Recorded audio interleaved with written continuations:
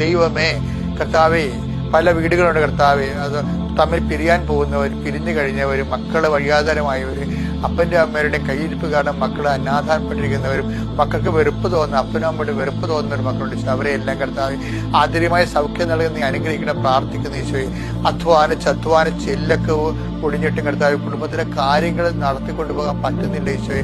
അതിനേക്കാളുള്ള പുതിയ പുതിയ ചെലവുകൾ വന്നിട്ട് കർത്താവ് എന്തിനാണ് ജീവിക്കണതെന്ന് വിചാരിച്ചുകൊണ്ട് മനസ്സ് ഭാരപ്പെട്ട് കർത്താവെ പണിക്ക് പോകാം. കടങ്ങളുടെ ആധിക്യം കാരണം എത്ര പണിക്ക് പോയാലും അവസാനം വൈകുന്നേരം ആകുമ്പോൾ ചിട്ടിക്കാർ വന്നും ഇൻസ്റ്റാൾമെന്റുകാർ വന്നും കടക്കാർ വന്നും ഒക്കെ കിട്ടിയത് മേടിച്ചുകൊണ്ട് പോകുന്ന കാര്യം വീട്ടിലെ കർത്താവ് ഒരു കൈയുടെ വന്ന സങ്കടക്കാരുണ്ട് ഈശോയെ.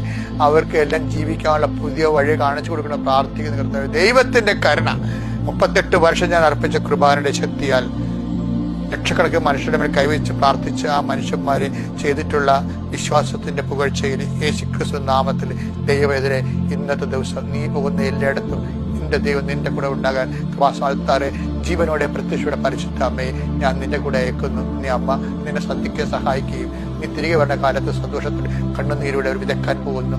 അവർ ജയഘോഷത്തോടെ coming with carrying the sheep എന്ന് പറഞ്ഞ പോലെ അവർ ജയഘോഷത്തോടെ കൃത്യമായി തിരിച്ചെത്താൻ കർത്താവ് നിന്നെ ആശീർവദിക്കട്ടെ, അനുഗ്രഹിക്കട്ടെ.